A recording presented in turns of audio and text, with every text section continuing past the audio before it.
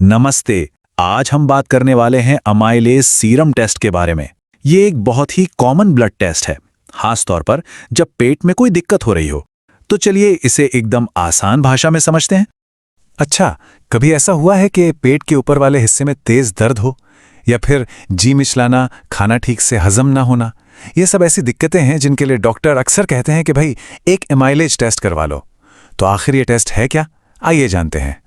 तो सबसे पहले ये एमाइलेज टेस्ट आखिर है क्या चीज? देखिए, सीधी सी बात है, ये एक ब्लड टेस्ट है। इसमें बस ये देखा जाता है कि हमारे खून में एमाइलेज नाम का एक एंजाइम, उसका लेवल कितना है। अच्छा, तो ये एमाइलेज आता कहां से है हमारे शरीर में? इसके आप कह सकते हैं दो मेन सोर्स हैं। एक तो है हमारा पैंक्रियाज, जिसे अग्न्याशय भी कहते हैं, और दूसरा है हमारी लार ग्रंथियां, मतलब जो हमारे मुंह में सलाइवा बनाती हैं। तो फिर ये एंजाइम करता क्या है? सोचिए, जब हम कुछ भी खाते हैं, जैसे रोटी, चावल या आलू, जिसमें स्टार्च होता है, तो ये एमाइलेज उस स्टार्च को छोटे छोटे शुगर में तोड़ देता है। इससे क्या होता है, हमारा शरीर उसे आराम से पचा पाता है। और मजे की बात यह है कि डाइजेशन का प्रोसेस हमारे मुंह से ही शुरू हो जाता है, क्योंकि लार में ही ये एमाइलेज मौजूद होता है।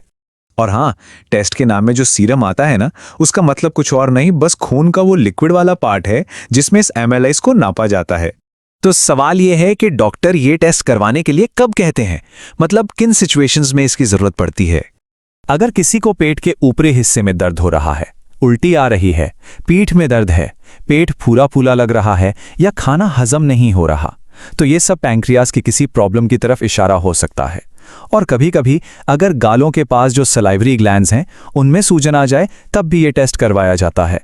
और इस टेस्ट का प्रोसेस, अरे वो तो बहुत ही सिंपल है। बस हाथ से थोड़ा सा ब्लड सैंपल लेते हैं और उसे लैब में भेज देते हैं। आमतौर पर इसके लिए कोई खास तैयारी करने की भी जरूरत नहीं होती। चलिए अब आते हैं सबसे जरूरी सवाल पर। रिपोर्ट आ गई, तो उसके रिजल्ट्स का मतलब क्या निकालें? जनरली एमाइलेज की जो नॉर्मल रेंज है वो 30 से 110 यूनिट्स पर लीटर, यानी U/L के बीच में होती है। लेकिन एक मिनट, ये बात बहुत जरूरी है। हर लैब की अपनी एक रेफरेंस रेंज होती है जो थोड़ी बहुत अलग हो सकती है। तो हमेशा अपनी रिपोर्ट पर जो रेंज दी गई है उसी से अपने रिजल्ट को कंपेयर करें। अब मान लीजिए एमाइलेज लेवल नॉर्मल से ज्यादा है। इसका क्या मतलब हो सकता है? सबसे कॉमन वजह होती है एक्यूट पैंक्रेटाइटिस, मतलब पैंक्रियाज में अचानक से सूजन आ जाना। इसके अलावा गॉलस्टोन्स, सलाइवरी ग्लैंड का कोई इन्फेक्शन, किडनी की प्रॉब्लम या फिर आंतों में कोई ब्लॉकेज भी इसकी वजह हो सकते हैं।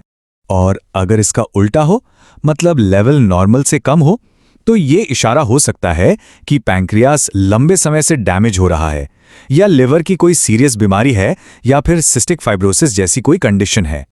एक बात गांठ बांध लीजिए, ये एमाइलेज टेस्ट सिर्फ एक पजल का एक पीस है।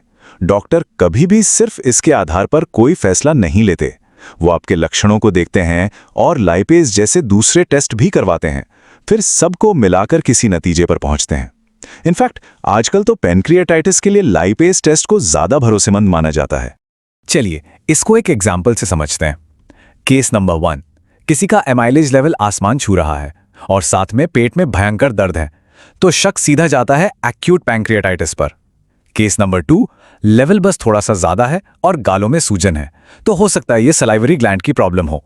और केस नंबर 3, लेवल कम है और खाना नहीं पच रहा, तो ये पैंक्रियास के ठीक से काम ना करने का संकेत हो सकता है।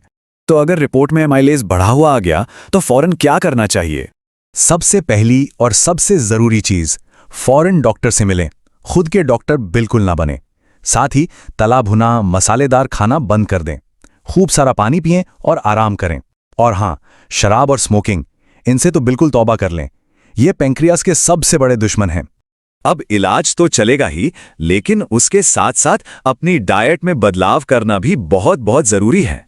हमें अपने पैंक्रियास को आराम देना है, तो खाना कैसा होना चाहिए? बिल्कुल हल्का और आसानी से पचने वाला, जैसे कि खिचड़ी, दलिया, सादा सूप, उबली हुई सब्जियां, फल, ये सब बेस्ट हैं।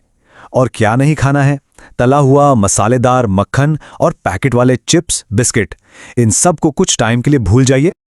अब कुछ रेड फ्लैग्स की बात करते हैं, मतलब ऐसे लक्षण जिन्हें इग्नोर करने की गलती बिल्कुल नहीं करनी। अगर पेट में बर्दाश्त के बाहर दर्द हो रहा है, उल्टियां रुक ही नहीं रहीं, बुखार आ गया है या बहुत ज्यादा कमजोरी लग रही है तो इंतजार मत कीजिए, फौरन डॉक्टर के पास जाइए। तो कुल मिलाकर बात यह है, अगर एमाइलेज बढ़ा हुआ है तो ये पैनक्रिएटाइटिस, गॉल स्टोन्स या सलाइवरी ग्लैंड की दिक्कत हो सकती है, और अगर कम है तो ये इशारा है कि पैनक्रियास शायद ठीक से काम नहीं कर रहा।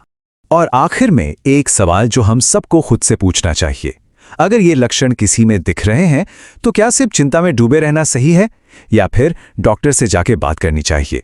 याद रखिए, सही जानकारी और सही टाइम पर लिया गया एक्शन, यही सबसे ज्यादा जरूरी है।